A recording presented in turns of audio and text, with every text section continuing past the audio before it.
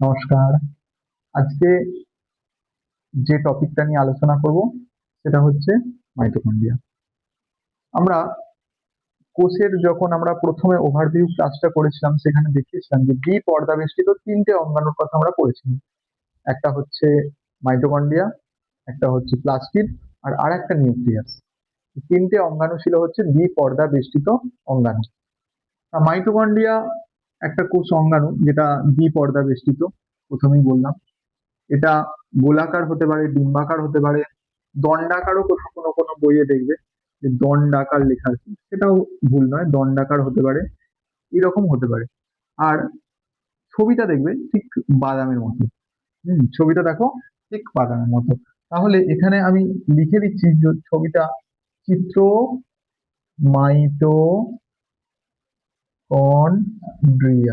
চিত্র মাইটোকন্ড্রিয়া, মাইটোকন্ড্রিয়ার চিত্র অঙ্কন করা হয়েছে এখানে।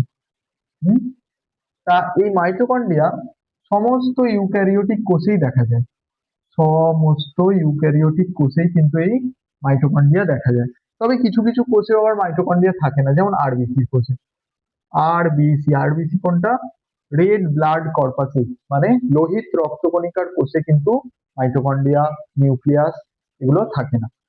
ঠিক আছে, যাই হোক, মাইটোকন্ড্রিয়ার যদি একটা সরল গঠন আমি আঁকি, যদি গঠন বলে তোমাকে, তখন এই ছবিটা তোমাকে আঁকতে হবে। মাইটোকন্ড্রিয়া যদি গঠন বর্ণনা করো বলে, তাহলে এই ছবিটা কিন্তু আঁকতে হবে।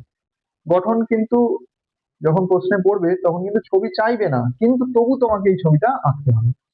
এই ছবিটা এঁকে এবার কি কি মাইটোকন্ড্রিয়ার অংশ? মাইটোকন্ড্রিয়া দ্বিপর্দা বেষ্টিত বলেছি, তাহলে বাইরে আছে বহিঃপর্দা আর ভেতরে আছে অন্তঃপর্দা। এই দুটো পর্দা, বহিঃপর্দা আর অন্তঃপর্দার মাঝের যে অংশ সেটাকে বলছে পেরিমাইটোকন্ড্রিয়াল স্পেস।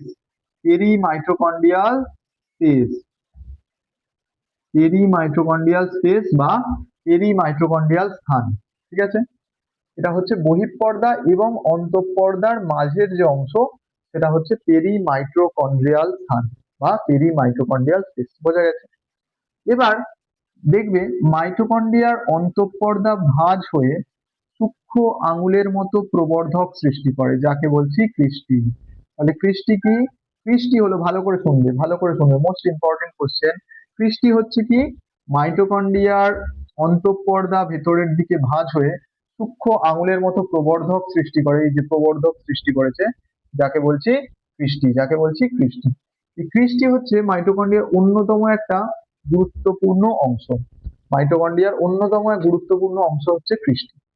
এই ক্রিস্টিতে কি থাকে না, ক্রিস্টির গায়ে আবার দেখবে, ক্রিস্টির গায়ে ছোট ছোট টেনিস র্যাকেটের মতো, ছোট ছোট টেনিস র্যাকেটের মতো অজস্র দানা আছে।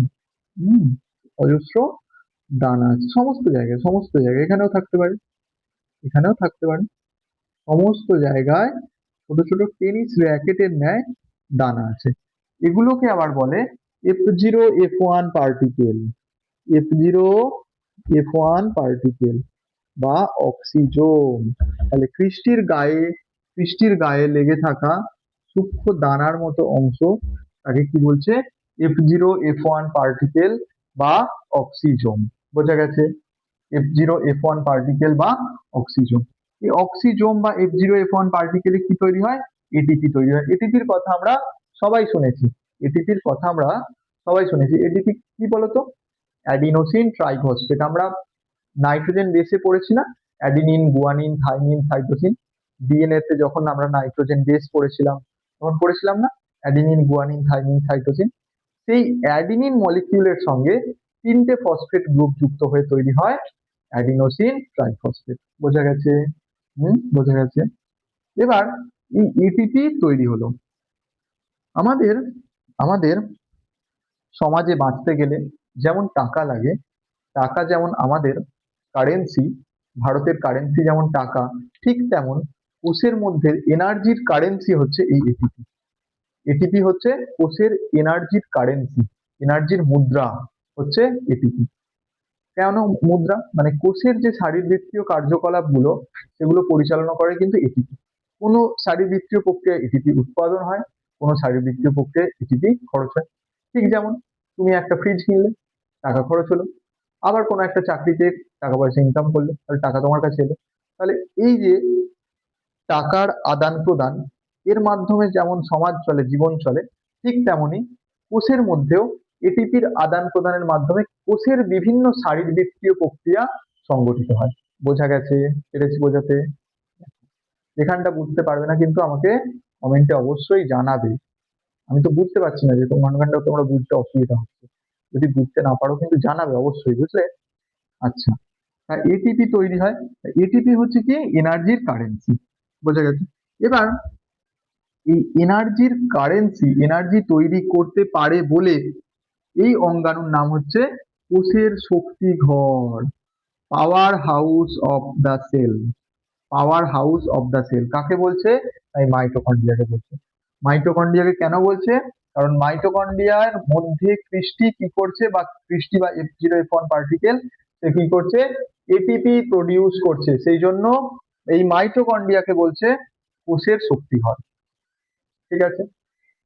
কোষের শক্তিঘর। কেন না, এই মাইটোকন্ড্রিয়া কি করে? খাদ্য থেকে শক্তি উৎপাদন করে। মাইটোকন্ড্রিয়া কি করছে? খাদ্য থেকে শক্তি উৎপাদন করছে। কিভাবে করছে আমরা দেখি। আমরা দেখি কিভাবে খাদ্য থেকে শক্তি উৎপাদন করছে, আমরা দেখি, কাজগুলো দেখবো।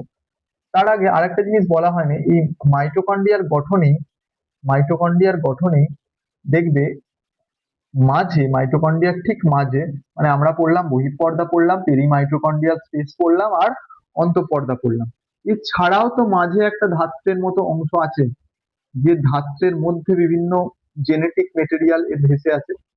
ঠিক যেমন কোষের মধ্যে সাইটোপ্লাজম আছে, নিউক্লিয়াসের মধ্যে নিউক্লিওপ্লাজম আছে, ঠিক তেমন মাইটোকন্ড্রিয়ার মধ্যে যে অর্ধতরল জেলির মতো অংশ, নিউক্লিয়াসের মধ্যে নিউক্লিওপ্লাজম বা সাইটোপ্লাজমের মতো যে অর্ধতরল জেলির মতো অংশ, তাকে বলছি ধাত্র বা ম্যাট্রিক্স। ধাত্র বা ম্যাট্রিক্স। ধাত্র বা ম্যাট্রিক্স কোথায় পাওয়া যাচ্ছে? মাইটোকন্ড্রিয়ার মধ্যে পাওয়া যাচ্ছে। ক্লিয়ার? ধাত্র বা ম্যাট্রিক্স কি থাকে? ধাত্র বা ম্যাট্রিক্সে মেন মেন যে জিনিসগুলো, সেটা হচ্ছে ডিএনএ থাকে, আরএনএ থাকে, প্রোটিন থাকে, প্রোটিন থাকে, রাইবোজোম থাকে, এগুলো থাকে। এইগুলো নিয়ে এই ম্যাট্রিক্সটা তৈরি হয়। আরো কিছু খনিজ পদার্থ আছে, কিছু খনিজ পদার্থ আছে, কিছু খনিজ পদার্থ আছে, উৎসেচক আছে, উৎসেচক আছে, এই সমস্ত কিছু নিয়ে ধাত্রটা তৈরি হয়েছে। ধাত্রের মেন মেন উপাদান কি? ডিএনএ, আরএনএ, প্রোটিন, রাইবোজোম, খনিজ পদার্থ, উৎসেচক, এইসব নিয়ে ধাত্র তৈরি হয়। বোঝা গেছে? আহ কোষের মধ্যে, কোষের মধ্যে 3 জায়গাতে ডিএনএ বা আরএনএ পাওয়া যায়। ডিএনএ আরএনএ পাওয়া যায় কোথায় কোথায়?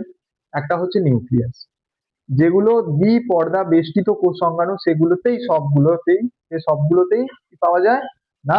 ডিএনএ আরএনএ পাওয়া যায়। যেমন নিউক্লিয়াস, আমাদের মাইটোকন্ড্রিয়া, আর ক্লোরোপ্লাস্ট। এই তিনটে জায়গাতেই কিন্তু, তিনটে জায়গাতেই ডিএনএ আরএনএ পাওয়া যায়। ঠিক আছে? ইউক্যারিওটিক কোষের মধ্যে এই তিনটে জায়গাতে ডিএনএ আরএনএ পাওয়া যায়। এটা লিখে রাখি, এক্সেপশন। এক্সেপশন হচ্ছে আরবিসি, এটা বলেছিলাম। আচ্ছা, এবার এই মাইটোকন্ড্রিয়ার কাজ কি? মাইটোকন্ড্রিয়ার কাজ কি?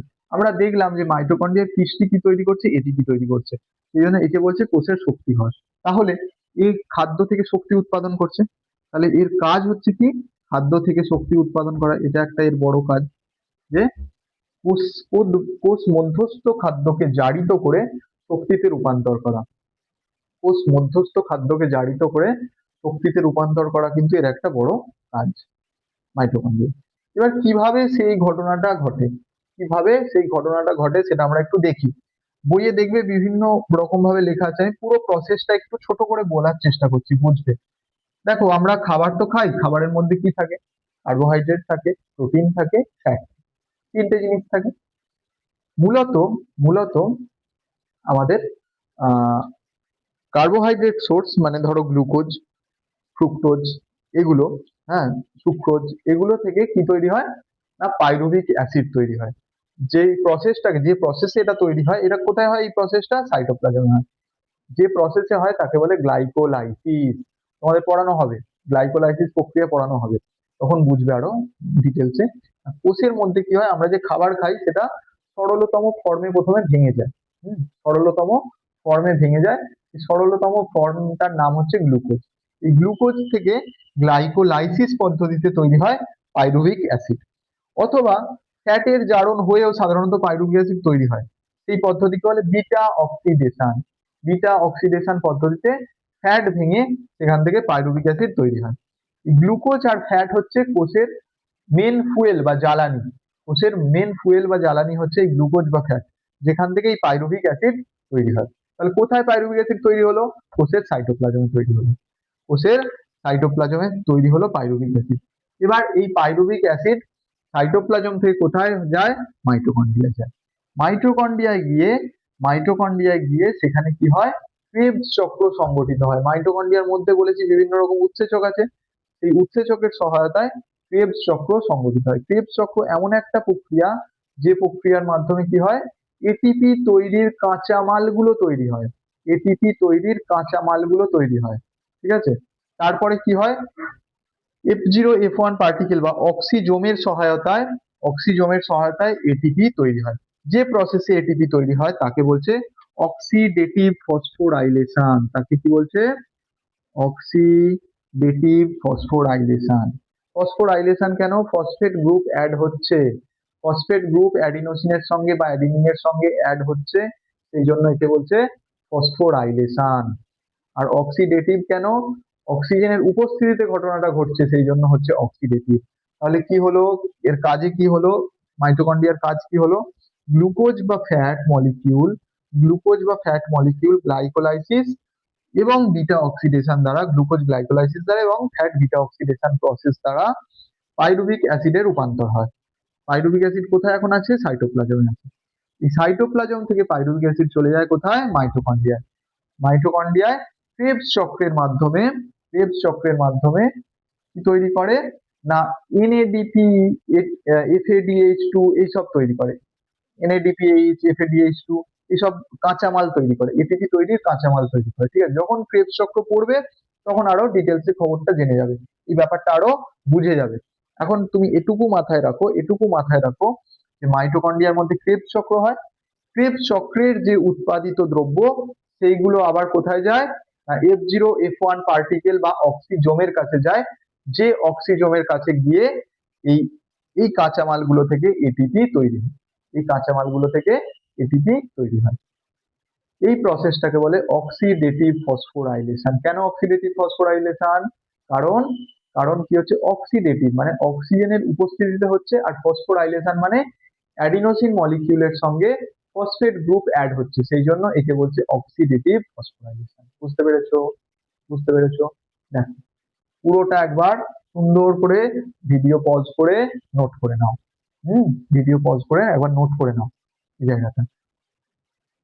আর কোনখানটা যদি বুঝতে অসুবিধা হয় তাহলে কিন্তু আমাকে জানাবে কমেন্টে। আমি কিন্তু সবার কমেন্ট দেখবো এবং রিপ্লাই দেবো। বুঝেছো? তোমরা কিন্তু অবশ্যই জানাবে কোনখানটা বুঝতে পারলে না। দেখো লিখে নাও।